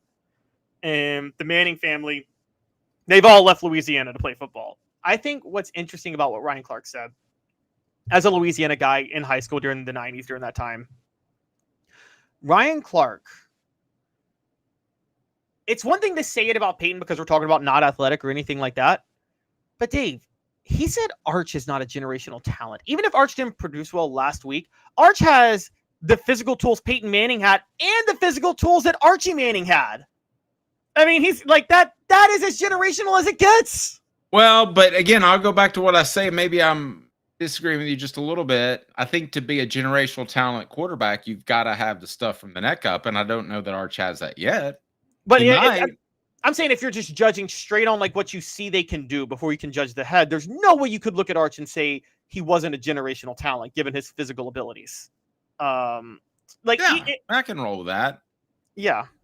I used to like seeing the toughest thing to judge about quarterbacks, because coming out of high school, is accuracy, because the high school coaches that put together these clips are only going to put the accurate passes up. But you can be 30% accurate and the rest of the passes are okay. That's why I loved watching quarterback cams, because I'll tell you this, the absolute most important attribute quarterback can have, and it's not close, is accuracy. It is not arm strength. It is not the ability to run around. It is none of that stuff. So I will just tell you that I just don't believe you could you can judge that off high school tapes. And obviously Peyton was incredibly accurate. Man, I just I don't get that. I don't understand the argument there. I mean, again, you're younger. You didn't watch a lot of Dan Marino, but Dan Marino, was he a generational talent? Hell yeah. I mean, the guy got the ball out quicker than anybody I've seen before or since. He had a bazooka, one that Peyton Manning wouldn't mind having. It just, I don't even understand the argument by Ryan Clark, because when you factor everything in, including the cerebral aspect, I don't know that you could draw up a better quarterback than Peyton Manning. No, I agree. I mean, Peyton Manning had everything you'd want to have in a quarterback. And I mean, I think if you did draw up a better quarterback, it probably would be Dan Marino. Dan Marino doesn't have a ring because now you wouldn't want his attitude, because as we know, Dan Marino demanded the Dolphins never give him a running game, and that's why he never won a Super Bowl. He actually actively fought getting a running game in Miami. And I mean, the Super Bowl. Yeah, I mean, Dan was more about Dan than he was about the Dolphins. He was Wilt Chamberlain of the NFL. For those who don't know, Wilt Chamberlain never cared. He would run to the stat sheet to look at his box score after every game. Never care if his team won or lost. Ben says, "Great to have you back, Dave. Thank you very much. Caleb did a great job with Cooper May's voice." What is this? What am I missing here? Okay, so when we've been doing 4 downs, I haven't had the soundboard. And as a shout out to you, I would say Dave has a soundboard, but I'm going to imitate Cooper Mays teeing up the 4 downs. And Cooper Mays here. Hit like and subscribe. There you go. So mine was a Coop here, first down. Pretty good. That's pretty good. Stat of the day coming up. Also, what else we got cracking, Caleb?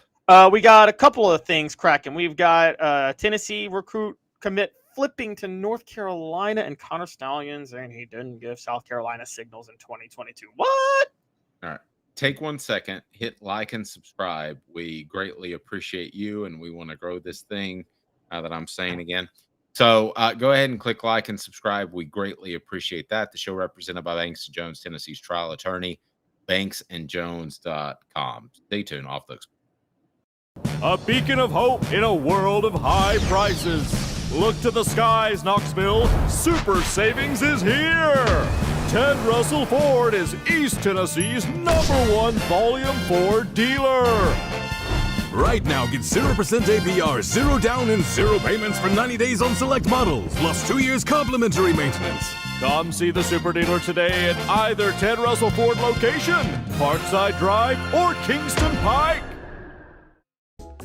Sports Treasures in North Knoxville is one of the South's largest sports cards and memorabilia dealers, featuring over 10 million sports cards from vintage to modern. Sports Treasures carries a full line of hobby boxes, singles, autographed memorabilia, Tennessee Vol collectibles, fan cave decorations, and so much more. See a museum full of collectibles at Sports Treasures, 4819 North Broadway in Fountain City, and Sports Treasures on Facebook. Sports Treasures, where the real sports fan goes to shop.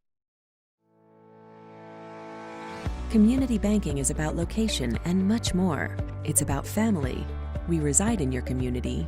We are a part of your community. At Commercial Bank, our commitment extends beyond the walls of our branches. It's displayed each day in the opportunities we provide, the money we give back, and the time we commit, all to help improve the lives of the people, families, and businesses that make our communities great. Commercial Bank, life made better. Now in its 45th year, the second and third generations continue Joe Newbert's commitment. His vision of what this business needed to be, we still try to live up to that. Joe Newbert Collision Center. Are you ready to get strong? At NFC, we offer top-notch weight training and functional fitness, so you can build strength and improve your performance.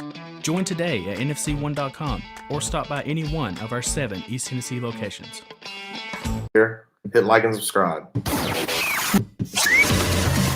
Stat of the day. They never lie. Or do they? Stat of the day.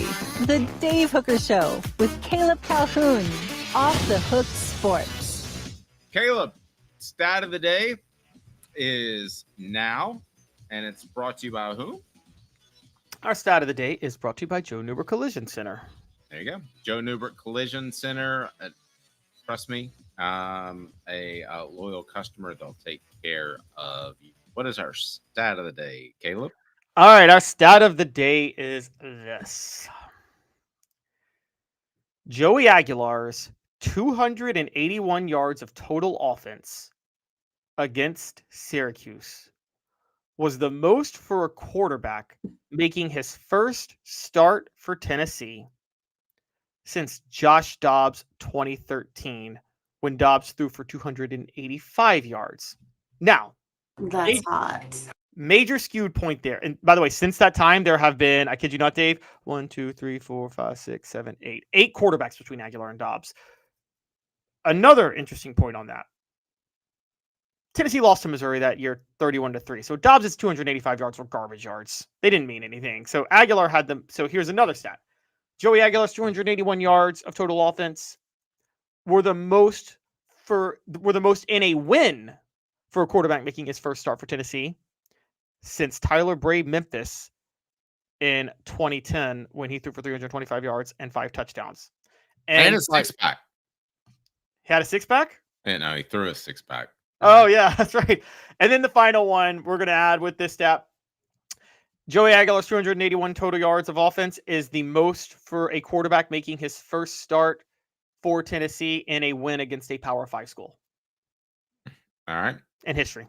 I like it. I want to get to the Connor Stalions take. Let's do that right now. 4 downs brought to you by Ted Russell Ford, Ted Russell Lincoln. You can go to tedrussellford.net, tedrusselllincoln.net. Where I purchased my Jeep, where you should purchase your next vehicle.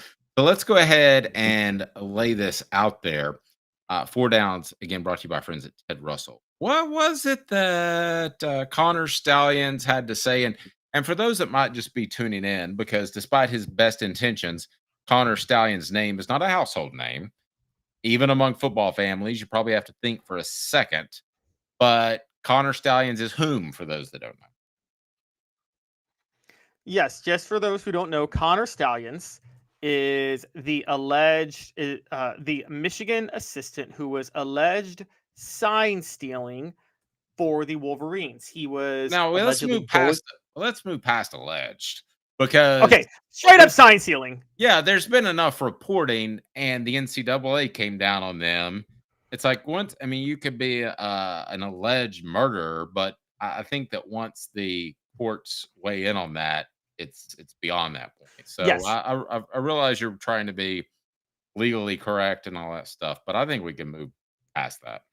Okay, so Stalions was the one sign stealing for Michigan, which starting in 2021 and through the 2022, when they didn't win the national title in 2022, but through 2022, Connor Stalions was allegedly going to games with, or not allegedly, he was going to games with a video camera and scouting team signals on the other side and going back to Michigan.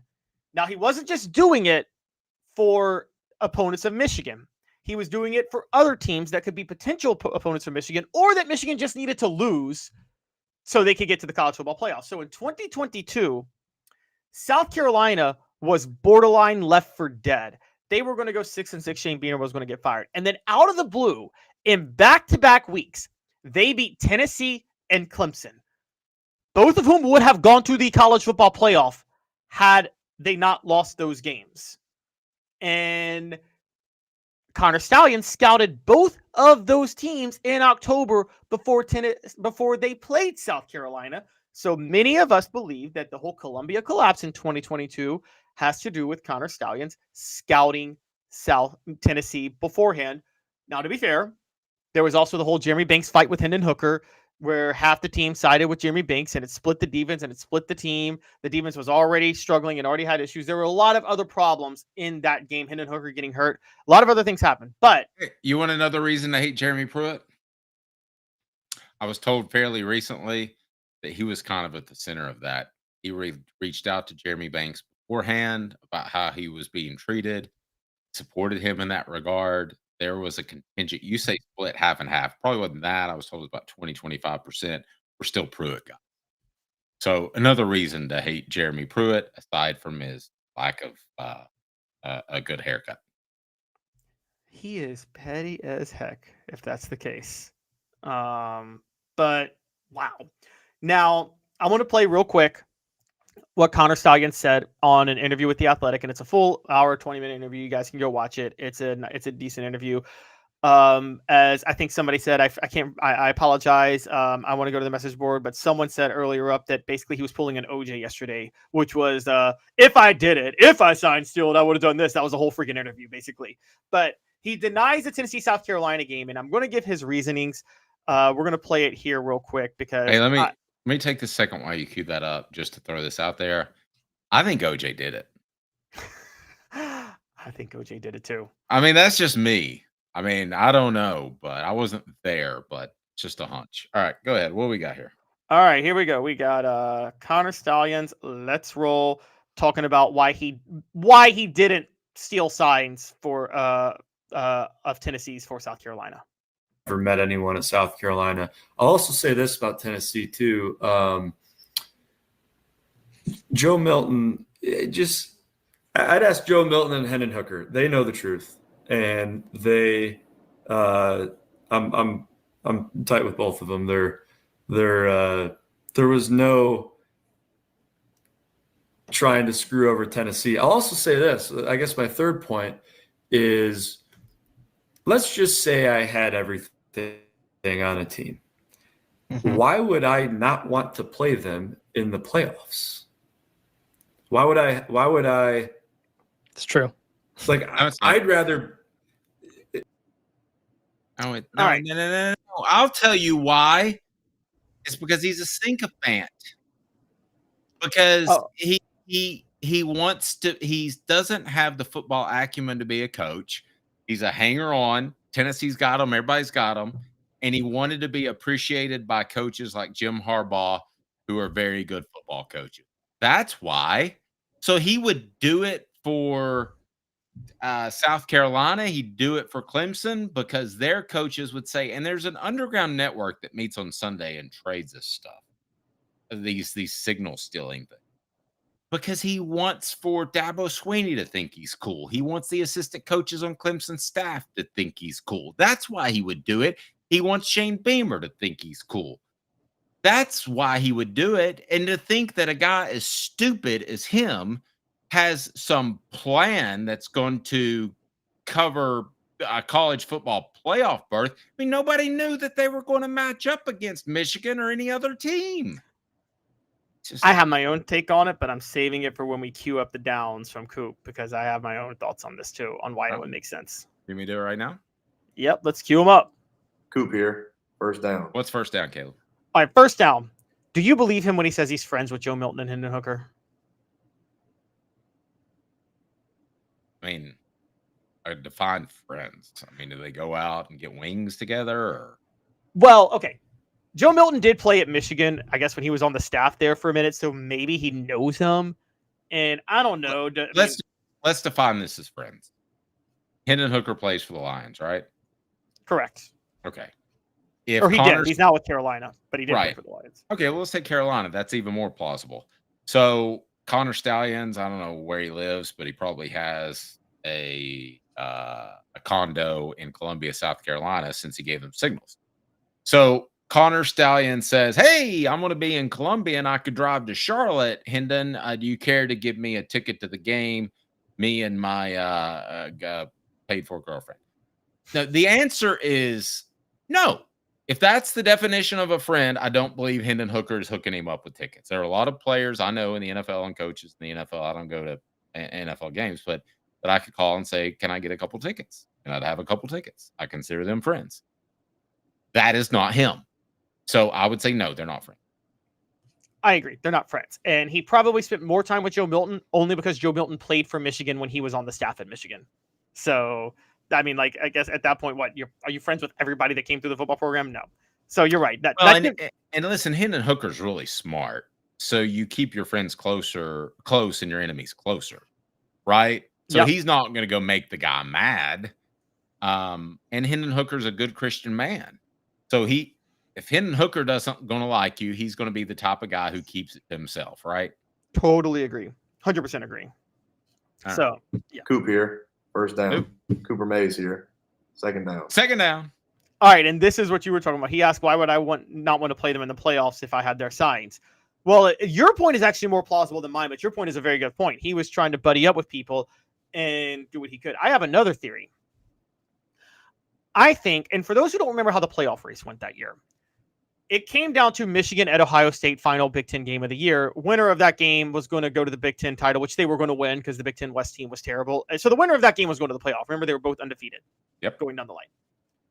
Michigan, here's why you would help South Carolina against Tennessee and Clemson. An insurance policy, right, Dave? If they both lose, then you can lose to Ohio State and still go to the playoff. It wasn't, you weren't trying to, like, you would say, he could say, oh, I wanted to play them in the playoff. No, you were scouting them because you wanted to make sure they would lose, which is why you would help South Carolina. So that way, if Michigan does lose to Ohio State, they're still going to the playoff as an insurance policy. Okay. I'll roll with you on that, but I don't think the guy's smart enough to think that far ahead. No, I think Jim Harbaugh put him up to that on that one. That's what Jim Harbaugh was thinking. Yeah, possibly. I mean, I like my kiss up take. The next two downs are bangers, brought to you by Ted Russell Ford, Ted Russell Lincoln. Go to tedrussellford.net, tedrusselllincoln.net. Incredible selection that is unmatched. They'll have the vehicle you want. Wait till you hear these next two downs. A beacon of hope in a world of high prices. Look to the skies, Knoxville. Super savings is here. Ted Russell Ford is East Tennessee's #1 Volume 4 dealer. Right now, get 0% APR, 0 down, and 0 payments for 90 days on select models, plus 2 years complimentary maintenance. Come see the super dealer today at either Ted Russell Ford location, Parkside Drive, or Kingston Pike. See Center Cooper Mays here. Third down. Third down. All right, third down is this. He said at one point towards the end, I don't know much about Tennessee except, they run tempo and they have those wide splits. Well, if you know about the wide splits, you know a good bit about Tennessee then, don't you? Isn't he just lying when he says that? I mean, the whole thing's so, yeah, I mean, I don't know. I mean, he's a liar's a liar's a liar. I mean, if you can't believe what they say. I mean, I've come across some people that just absolutely lie for no reason. Yeah. And I think there are definitely people that do that, and they're just prone to lie. You broke up a little bit. Go ahead, Yes, Caleb. I apologize. I'm having Wi-Fi issues right now. Okay, so you're right. I mean, a liar is a liar, and I think that him saying I don't know much about Tennessee. I'm like, well, you scouted them, and why wouldn't you know much about Tennessee then if you scouted them? And then he said, oh, other than they were on the wide splits and tempo. Well, the wide splits alone, you have to know a good bit about them to know that alone. And you say you're tight with Hendon Hooker and Joe Milton. So that's a good point. And pointed out on our message board, we appreciate that, is David says he kept contradicting himself in the interview. He did. And listen, if you're just a football fan, how do you not know a good bit about Tennessee in their resurgent year when they're dominating in recruiting? They're the NIL team du jour. They're coming out of nowhere. They have the most exciting offense. I mean, how many times were they the lead story on College Football Today or whatever show you watch? I mean, how could you not know something about Tennessee?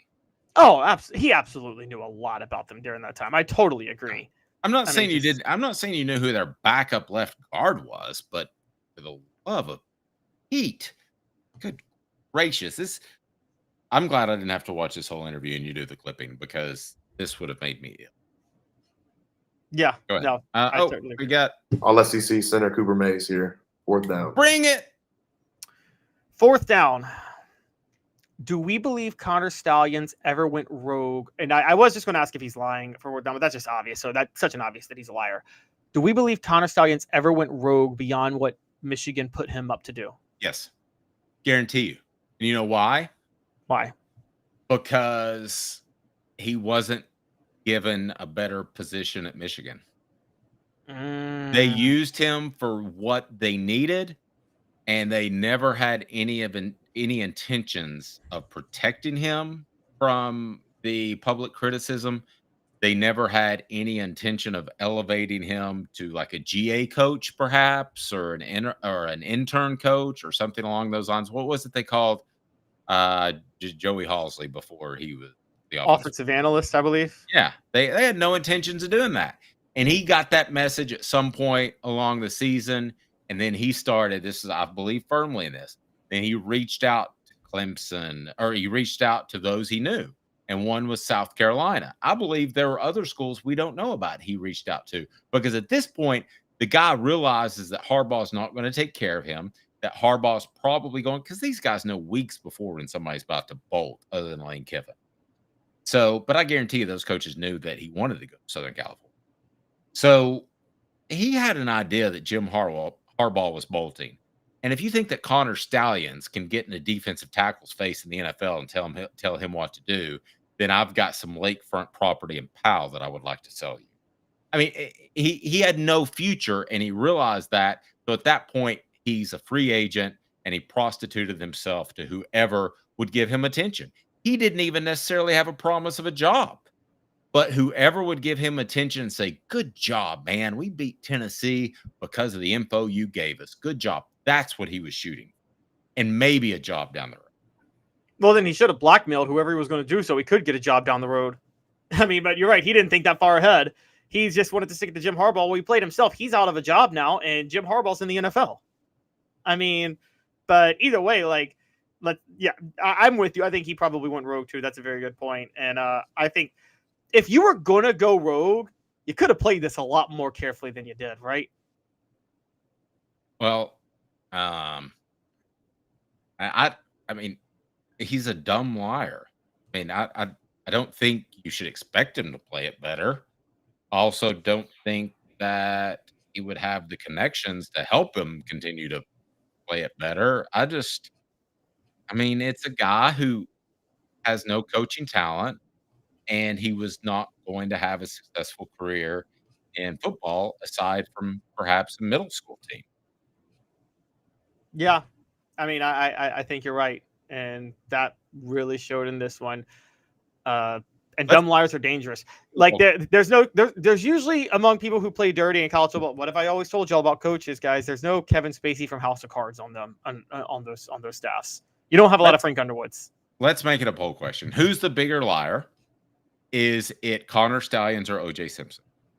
Who's the bigger liar, Connor Stalions or OJ Simpson? Adam, Connor Stalions fancies himself as an evil genius. He thinks he deserves a high-paying coaching position. He's trying to play that in his own twisted Lane Kiffin way.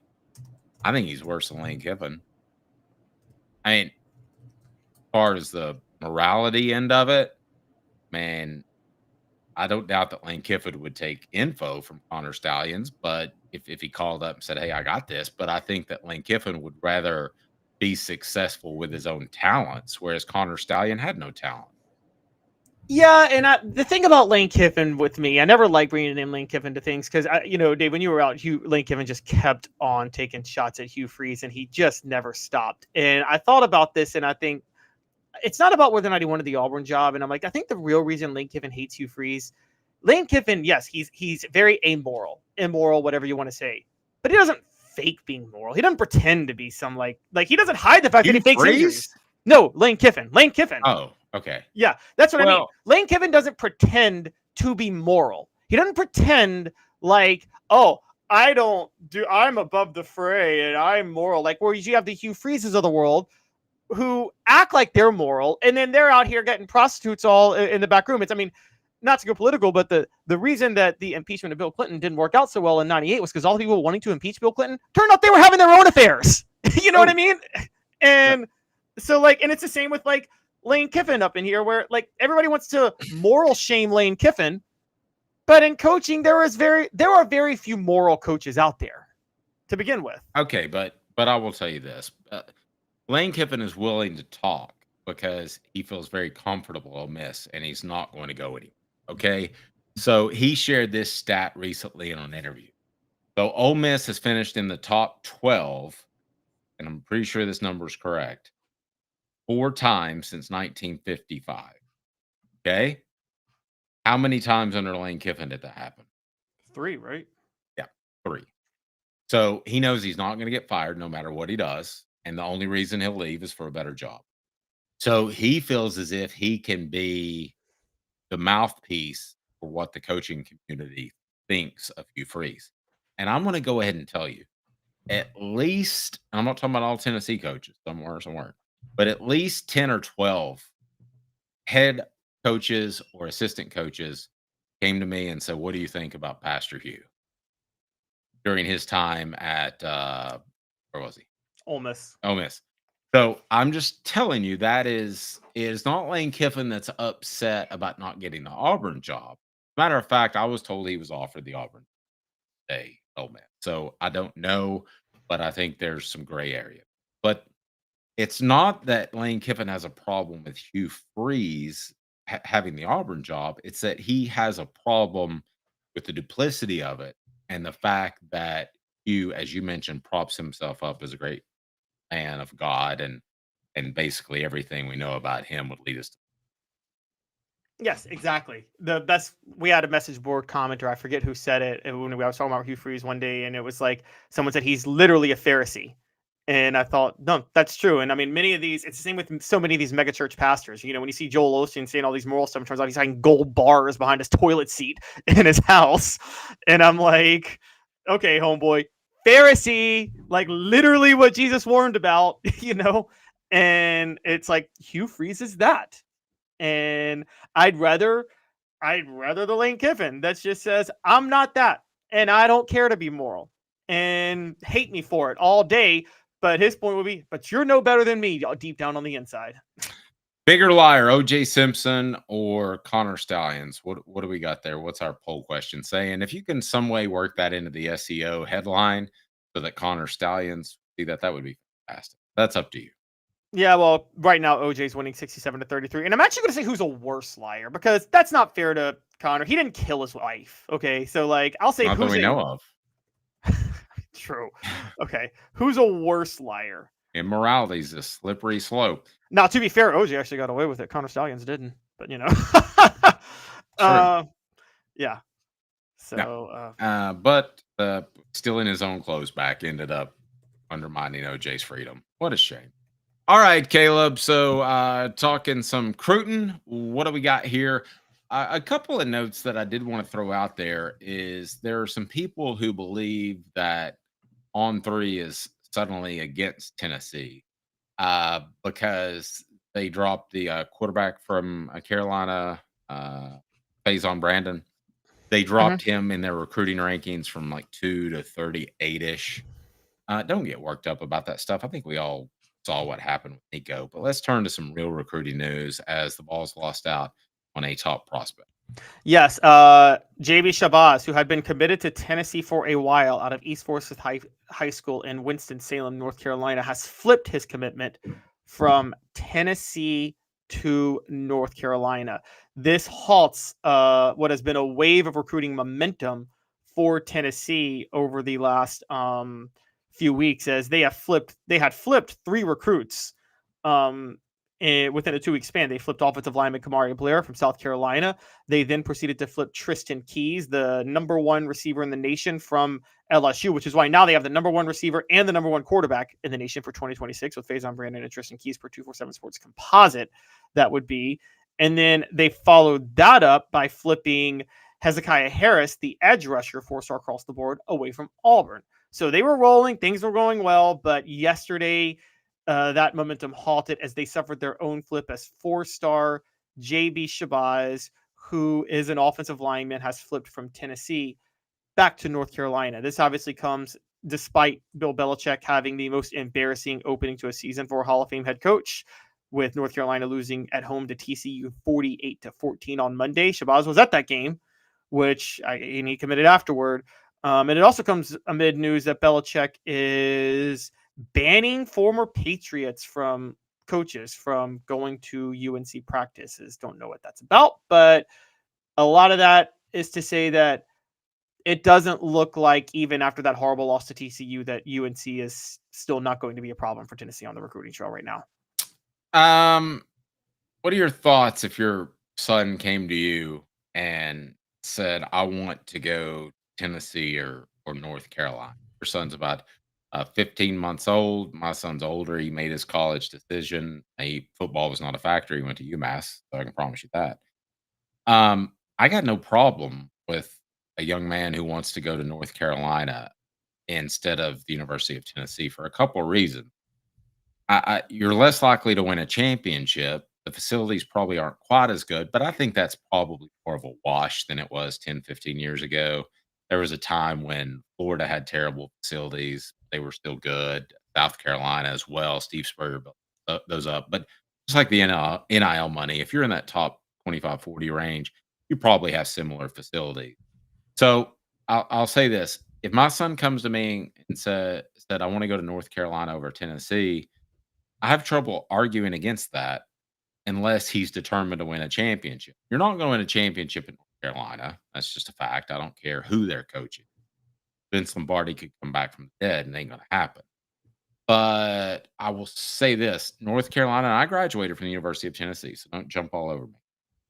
North Carolina is considered a better college to graduate.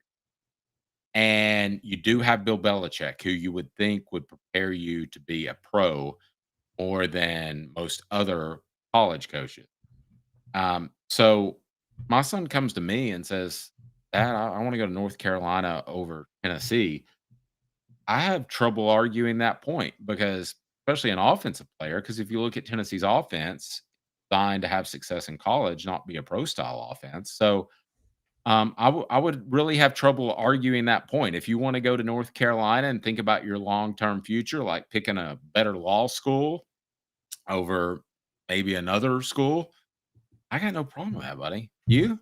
Here's the trick for me. And a lot of this depends on who the coaches are at different schools. And I would theoretically agree with you, but like Bill Belichick hasn't proven that he can develop college kids yet. So here's the question you have to ask. Say you don't have to ask this for everything, but you're a 4 or 5-star football player. And Dave, maybe you know the answer in this. What's the bigger gap in your profession? Are you more like, so say North Carolina is the better academic school, Tennessee's the better football school. Will you lose more money in football going to North Carolina, or will you lose more money in academics going to Tennessee? Does that make sense? Yes. So you're not talking about dollar figures. I mean, I think that North Carolina is considered for a state school, a public school, one of the tops in the country, right? Right. But the reason I say it like that is that you go to Tennessee, yeah, North Carolina is a very good academic school, but Tennessee's not a bad one. And if you're going into law or business or whatever, is the gap going to be that significant? Whereas when you're going to play football and to be an NFL draft pick, the gap could end up being very significant depending on whether or not UNC implodes with Bill Belichick as head coach. Well, again, it depends on what kind of family they're raised in. Are they raised in a family that says football is your only way out? Or are they raised in a family that says get your degree because football is just a path to that and you don't know what's going to happen? And I think the Inky Johnson is a great example of you don't know what's going to happen. I don't care how good you are. We've seen Inky with injury. We've seen Nico not live up to his billing no matter what you're rated. I think you can fall short. Injuries are always a factor in football and always will be. So, I mean, I got to be honest. I mean, if my son says he wants to go to North Carolina, I'm giving him my blessing, and I have no problem with that because I think he gets a better degree. I would never want to make that decision for my son. And me personally, I would rather compete for championships, and I'd rather win at a high level, knowing that if I do well at Tennessee, I can go to graduate school in North Carolina if football doesn't work out. But I mean, that's me. So I don't like losing. I'll tell you this much. The biggest no-brainer for me ever was when David Cutcliffe was at Duke. If I had a 4 or 5-star son and he was recruited ever, I would send him straight to Duke because you're going to get Duke's education, a great college, and you know you're going to develop for the NFL. I mean, is there a better developer of people for the NFL than David Cutcliffe in football history? Bill Belichick. I mean, David. Well, David and I are friends. I love David, but at the end of the day, Bill Belichick would have to be considered a better coach. There's no proof that he's ever developed anybody. He's an X's and O's guy. He's never coached college.